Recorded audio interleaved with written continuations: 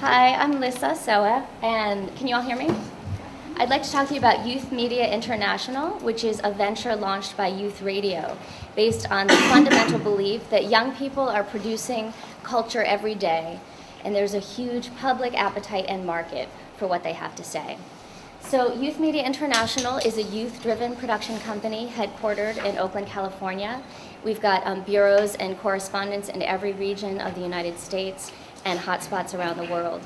More than 1,200 young people every year produce award-winning content through Youth Media International, reaching massive audiences through radio, video, print, and going out through broadcast and online outlets. And you can see across the bottom of the slide some of our outlets: NPR, one of our long-term partners, San Francisco Chronicle, as well as some other sites that have picked up and spread our content based on the sheer momentum of peer-to-peer distribution. So what I'm going to do in the next 7.5 minutes or so now is just bring you inside Youth Media International, our social mission and impact and business strategy, so that you have a clear idea walking away from this presentation of what your investment can do, which is two things: allow us to monetize the huge adult audience that we already possess, and then ignite an engaged youth audience of next generation producer users. So starting with our social impact, what we've seen over the last 16 years that Youth Radio has been doing its work is really double transformation. Participating in a media production process coming out of, as Bob was saying, economically abandoned, rapidly resegregating public schools, being a part of something that matters, that goes out, that reaches a huge audience, collaborating with peers.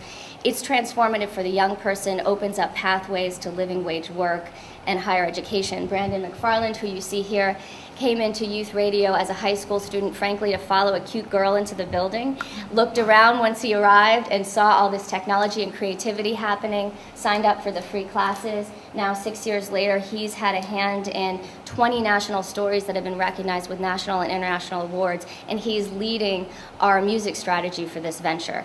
So it remakes the maker in very tangible ways that we can measure. It also remakes an audience. As Belia says here, it's not that young people come without a voice, it's that they need a community of listeners, and that's what primarily I'm going to talk about here. So what does the market look like for the venture? We've got a lot working in our favor. First and foremost, the secular shift from broadcast to digital. Some of the latest numbers out of Sequoia this week, post-economic crisis, show that the online sector is the only media sector that will continue, is projected to show growth in the coming year, less than had been anticipated, but still an area of growth, and particularly engagement happening within that space. And so Youth Media International broadcasts online and is also uniquely positioned to partner with some of the more traditional sectors, TV, radio, print, to be the gateway into the digital space and into the youth market. Why are we sort of positioned to do that? If you take a look at the awards we've won, I want to just pause here for a second, because we've won the Peabody Award, 2 Edward R. Murrow Awards, the Alfred I. DuPont Award. These are the biggest awards in broadcast journalism. So these are not awards that we're competing with other youth organizations to win. These are the awards that CNN, NBC goes up for. Youth Media International has won them all, and we really leverage that in this model. When we look at other youth media organizations, what we have to offer that's unique is the scope of our coverage, the audience we reach, and we do work across platforms with substantive content of enduring value. And looking at Youth Media International alongside the big dogs in both professional and citizen journalism, the unique production model that we have, which is youth-driven but guarantees excellence, is what differentiates the venture.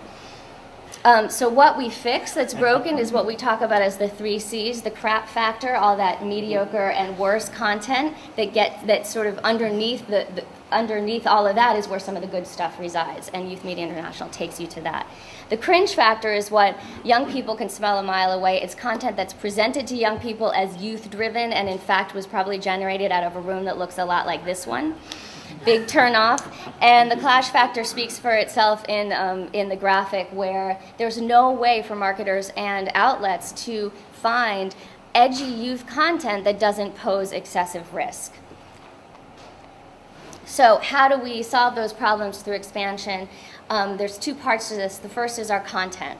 As I said, content, award-winning, excellent content of enduring value that has the buzz potential of YouTube, the community participation of a Wikipedia, and this is where we really nail it based on what we know how to do best, which is the credibility of a New York Times, the source of record for youth voices. The second part of the expansion is the revenue strategy, which has two parts. We call it syndication and destination. So syndication is what we already know how to do, which is delivering content to high-impact partners. So we have a weekly series with National Public Radio. What we haven't done is known how to monetize that relationship. So now we have that model in place. So the first step is to get a sponsor for our existing tremendous adult audience. Then it's leveraging that success to ignite youth audiences through a web partner where we deliver the content for their oversubscribed, under-contented areas and create an application that essentially is a feed of Youth Media International content to the places where young people and their personalities live, to Facebook, to their mobile devices. The destination side of the revenue strategy is our own website, which we just relaunched last week with all sorts of new functionality that creates engagement that makes that a go-to source for youth news and culture. So together, the equation of syndication plus destination positions Youth Media International to be the gateway for outlets and brands, sponsors, to this next generation producer citizen. The strategy, we've done the capacity building, and a $1 million investment would essentially go into three buckets: staffing, getting that business expertise, engineering, and editorial on board, and we've already begun to build that, launch marketing, and a tech infrastructure investment. Proof of concept came for us just a couple of months ago. We launched a series in May with National Public Radio called What's the New What? And what we found through a story called Sex Without a Condom is the New Engagement Ring, spread virally. And what we learned is that virality does not happen accidentally. It's got two things. It's cultivating the right partners and then being smart about distribution. So we had that right partner, it turns out, with NPR, which isn't what we expected. We think of them as a gateway to adult audiences. But it went out on NPR, hundreds of comments, got picked up by Boing Boing, where we also have a relationship, which is, Wired and New York Times, one of the most influential sites online. And from there, it just went like wildfire. So that's a proof of concept to us of how we can build that viral spread through our existing partners and building and cultivating new relationships with that excellent content. The management structure, Ellen O'Leary is the founder of Youth Radio, and she's an Emmy Award winner, president and chief content officer and news and culture director. Nishat Kurwa, Salzburg Fellow. I'm the research director.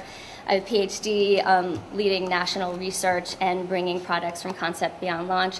Our technology director built the first digital studios for Skywalker Sound. The to be determined is our business. And you can see from our list of advisors, it's the right team of people behind us who are helping particularly to shape those revenue streams.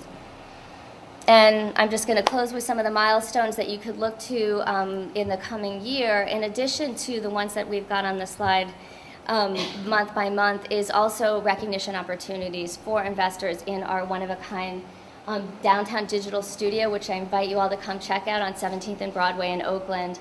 We've got naming opportunities there, and a new news ticker that goes out in the center of a city that has all the resources that we need coming in, the resources of young people who are transforming their own lives and the lives of their audiences through the media that they generate. So, thank you.